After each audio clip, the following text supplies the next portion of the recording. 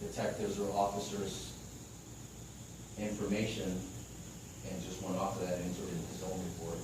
Me as an investigator, I would have done my own interviews.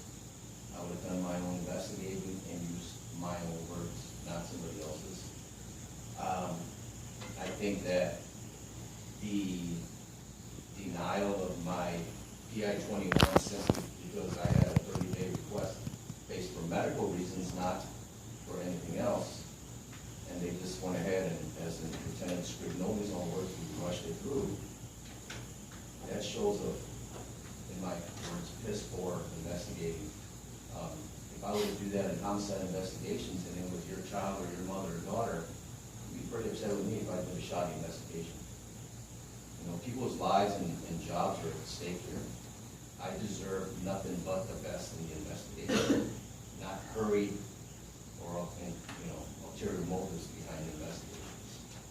And do you believe there was any evidence that you violated core value 6.00 referencing guiding principle 6.01 for your conduct on the night of August 14, 2013?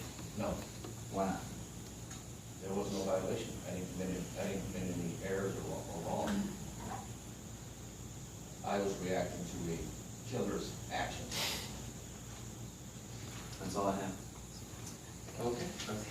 Exactly. You want to fuck her, you're bringing it Go up. on. I have 2 questions for you. And if you can't hear me, tell me. I didn't hold my voice down. 1, were you ever involved in internal affairs? Meaning, was I working in internal Yeah. affairs? Did you ever work in internal affairs? No, sir. So you never performed an internal affairs investigation, correct? No. My statement was correct. Pardon me? My statement was correct? Yes, it was. Okay. I've never worked in internal affairs. And never performed an internal affairs investigation? That is correct. Okay.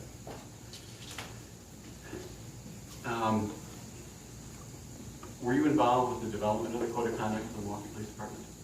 No. Do you consider yourself an expert in the code of conduct for the Milwaukee Police Department?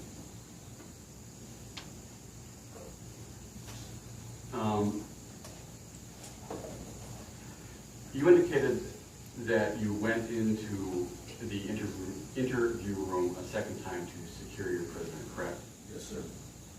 But at that time, you had already realized that he had been handcuffed to the wall, correct? Correct. So he wasn't going anywhere, was he? No. So you could have waited for other detectives to come who were actually coming right behind you to enter that room first, correct? I could have. Yeah. And you never told any of those detectives that you had struck Mr. Love or need him, did you? I don't also tell other officers. If you could answer that question I think first. it's important that the commissioners understand. I understand. Just a little faster if you answer my question. Hey, just give us a yes or no. What was your question again? You didn't tell any of the officers that were following you that you previously had struck and need Mr. Love, No. correct?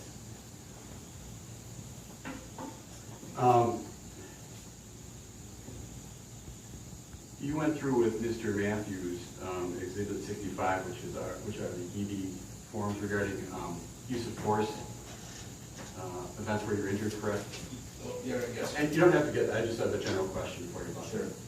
that.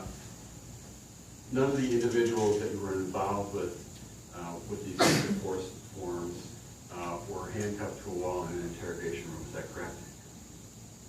I don't believe so.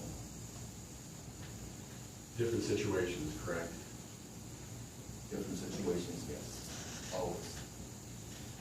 And you were discharged from the police force for violating a core value, correct? Yes. You weren't discharged from the Milwaukee Police Department for violating a standard operating procedure, correct? Well, I was under the impression that code of conduct was a form of standard operating procedure. In the charges you got, it just listed core value 6.01, correct, restraint? Or 6.0, and then the guiding principle 6.1, correct? Okay.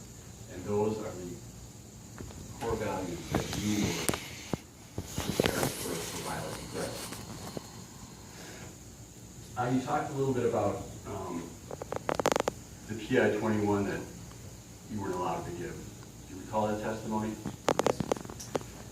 If you could grab Exhibit 27.